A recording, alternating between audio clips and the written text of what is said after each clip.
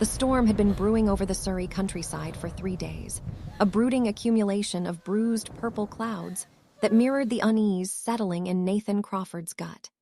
Standing at the panoramic window of his ancestral estate's master suite, Nathan adjusted the cufflinks of his tuxedo, onyx set in platinum, cold against his skin, and watched the first forks of lightning tear through the sky. Tonight was meant to be the culmination of his redemption, the moment he finally cemented the life he had built with Rachel and little Emma, transforming from the ruthless titan of Crawford Technologies into a husband and a father. But the silence of the manor house, usually a comfort, felt heavy and suffocating, like the air before a bomb detonation. It had been 2 years since he found Emma standing on that wet pavement, 2 years since he fixed Rachel's broken door and, in turn, fixed his own broken soul.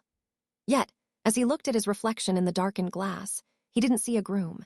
He saw a man waiting for a blow he couldn't predict. His head of security, Marcus, had been acting strangely all week, avoiding eye contact, taking encrypted calls in the hallway, and tripling the perimeter guards without explanation. Nathan took a sip of his scotch, the amber liquid burning his throat, and tried to convince himself that this was just pre-wedding jitters, the phantom pains of a man who had spent 40 years expecting the world to attack him. But deep down, he knew better. Peace was just the intermission between wars, and the curtain was about to rise. Downstairs, in the sprawling guest wing, the atmosphere was a stark contrast of frantic joy and nervous energy. Rachel Taylor, soon to be Rachel Crawford, sat before a vanity mirror that cost more than her entire childhood home, staring at a woman she barely recognized. Her hair, once pulled back in a messy ponytail as she scrubbed office floors, was now an intricate cascade of waves pinned with diamond clips. Her dress, a custom lace masterpiece from Milan, hung on her frame like a dream, but her hands were trembling. It wasn't doubt.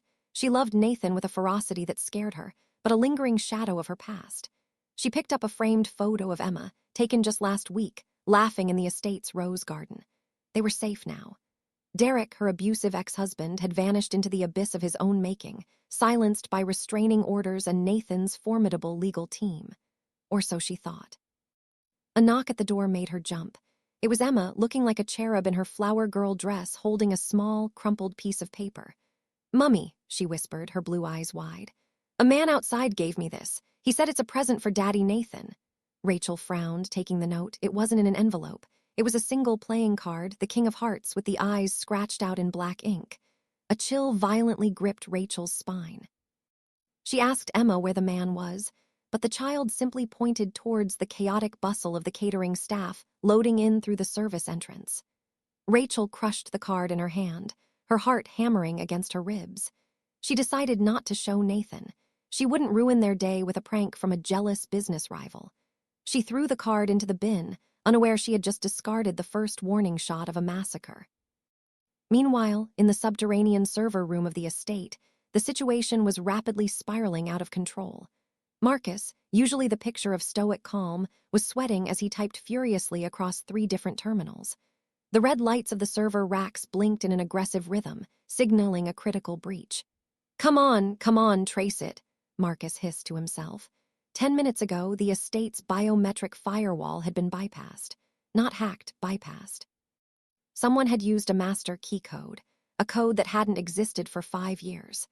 The code belonged to Julian Vane, Nathan's former business partner, a man who had supposedly died in a skiing accident in the Swiss Alps before Crawford Tech went public. But the digital ghost of Julian Vane was currently dismantling the estate's security protocols one by one. The cameras in the East Wing were looping footage from yesterday. The silent alarms to the local police station had been rerouted to a dead line. And most terrified of all, the magnetic locks on the main gates had just been disengaged. Marcus grabbed his radio to alert Nathan, but static screamed back at him. The internal comms were jammed. He pulled his sidearm, realizing with dawning horror that they were completely isolated. The storm outside wasn't the only thing cutting them off from the world. The enemy was already inside the walls, and they were using Nathan's own technology to blind him. Marcus sprinted towards the stairs, knowing he had to physically reach Nathan before the ceremony began. But as he rounded the corner, he ran straight into a wall of muscle. Two men in catering uniforms stood there, but their posture was military, their eyes cold. Before Marcus could raise his weapon, the world went black. The ceremony was to take place in the Great Hall, a cathedral-like space with vaulted ceilings and walls of ancient stone. Hundreds of candles flickered in the draught, casting long, dancing shadows that seemed to whisper to the assembled guests. The elite of the business world, politicians and friends, sat in hushed anticipation as the string quartet began to play a hauntingly beautiful melody. Nathan stood at the altar, looking devastatingly handsome, but his eyes were scanning the room, counting the exits, noting the absence of Marcus. Where was he? He checked his watch. The ceremony was 3 minutes behind schedule. The heavy oak doors at the back of the hall groaned open, and the congregation turned. Rachel appeared, a vision in white, walking down the aisle with Emma holding her hand. The sight of them, the two people who had tethered him to humanity, washed away Nathan's anxiety for a fleeting second. Rachel looked pale, her smile tight, but as their eyes met, the connection was electric. She reached the altar, her hand trembling as she placed it in his. The vicar began to speak, his voice booming about love, sanctuary, and eternal bonds. Nathan squeezed Rachel's hand, grounding her, grounding himself. "I, Nathan," he began, his voice rough with emotion, "take you, Rachel, to be my wife, to protect you, to honor you." He meant every word. He would burn the world down to keep them safe. But as Rachel opened her mouth to recite her vows, a sound echoed through the hall that froze the blood in Nathan's veins. It was the slow, rhythmic clapping of a single pair of hands. The clapping came from the shadows of the upper gallery, a balcony overlooking the great hall. The music died instantly. The guests murmured in confusion, craning their necks. Nathan spun around, shielding Rachel and Emma with his body. "Who's there?" he demanded, his voice projecting command. A figure stepped out of the darkness and into the light of the chandelier. It was a man, leaning casually against the railing, dressed in a suit that cost more than Rachel's car. He held a champagne flute in one hand and a microphone in the other. It took Rachel a moment to process the face because it was so different from the monster in her nightmares. The scruffy beard was gone, replaced by a clean shave. The bloodshot eyes were clear and sharp. But the cruel twist of the mouth was unmistakable. "Durrock," she whispered, the name escaping her lips like a curse. A ripple of shock went through the crowd. Everyone knew the story of the abusive ex, but this wasn't a drunk crashing a wedding. This was a man radiating power. "Please don't stop on my account," Durrock's voice boomed over the PA system, which he had somehow hijacked. "I just love a good fairy tale, the billionaire prince rescuing the damsel from the big bad wolf. It's so poetic." "Security!" Nathan roared, scanning the room for his guards. But the men standing by the doors didn't move. They weren't his men. Nathan realized with a sick lurch that the catering staff, the new hires, the florists, they had been swapped. He had been infiltrated weeks ago.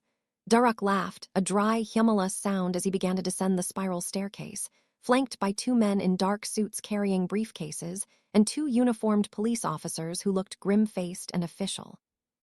"Your security is currently taking a nap in the wine cellar, Nathan," Durrock sneered, reaching the floor level and walking slowly down the aisle. The guests parted like the Red Sea, terrified. "And as for these officers, they are here to enforce the law. You see, Nathan, you've been so busy playing house, you forgot about your old friend Julian." Nathan stiffened, his face losing all color. "Julian is dead." "Is he?" Durrock stopped 10 feet away, enjoying the moment. "Or did you just wish he was?"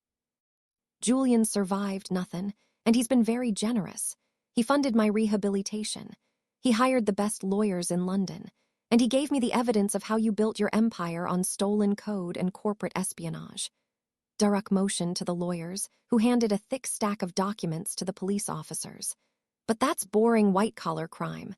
I'm not here for your money, Nathan. I have plenty of my own now."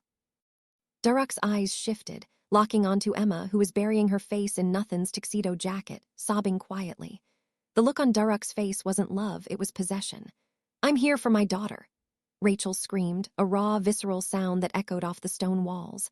"No, you have no rights, you abandoned her." She lunged forward, but Nathan caught her, holding her back tightly. "Rachel, stay back," he warned, his eyes locked on the police. One of the officers stepped forward, looking apologetic but firm.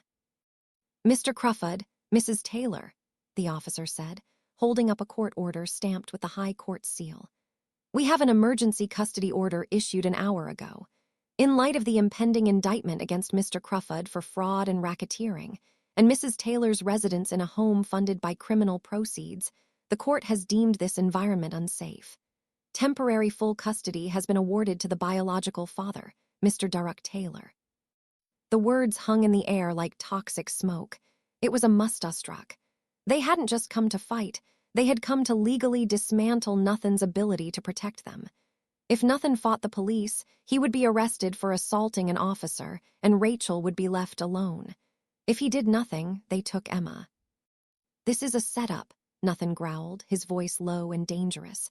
"You bribed the judge, you fabricated the evidence." Durrock shrugged, adjusting his silk tie. "Prove it in court, which will take months, but right now the law says that little girl comes with me."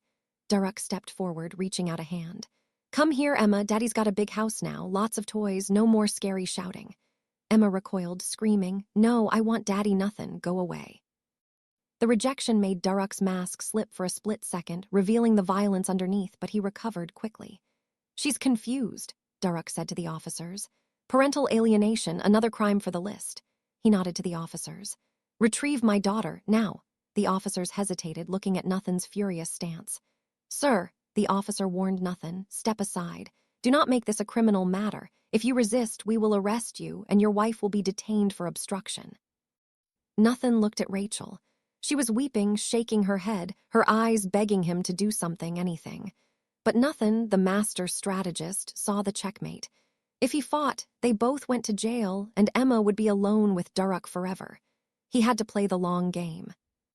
"Nothin, please," Rachel sobbed, clutching his lapels. "Don't let him take her." Nothin grabbed Rachel's face in his hands, forcing her to look at him. Tears streamed down his own cheeks. "Rachel, listen to me. If I fight them now, I can't save her later. I promise you on my life I will get her back, but we have to let this happen, right now." Rachel collapsed, her legs giving way, her wails piercing the hearts of every guest in the room. Nothin turned to Emma, kneeling down. "Sweetheart," he choked out, his voice breaking. "You have to be brave, just for a little while. I'm coming for you. Do you hear me? I'm coming." Durrock stepped in, roughly pulling Emma from Nothin's grasp. Emma shrieked, her small arms flailing, reaching for her mother. "Mummy, Nothin!" The sight of Durrock hoisting the screaming child onto his hip, surrounded by the police, was a nightmare come to life. Durrock leaned down close to Nothin's ear, whispering so only he could hear. "You took my wife. You took my dignity. Now I take your heart. Enjoy the silence in this big, empty house, Nothin." Durrock turned and marched up the aisle, the click-clack of his expensive shoes echoing over the sound of the rain and Emma's fatting screams. The police followed. The lawyers followed. The heavy doors slammed shut with a finality that felt like a coffin lid closing. The room was plunged into stunned silence, broken only by Rachel's uncontrollable sobbing on the cold stone floor. Nothin stood frozen, staring at the closed doors. The rage that was building inside him wasn't the hot, impulsive anger of a street fight. It was the cold, nuclear winter of a man who had nothing left to lose. He slowly unbuttoned his tuxedo jacket and threw it on the floor. He tore off his tie.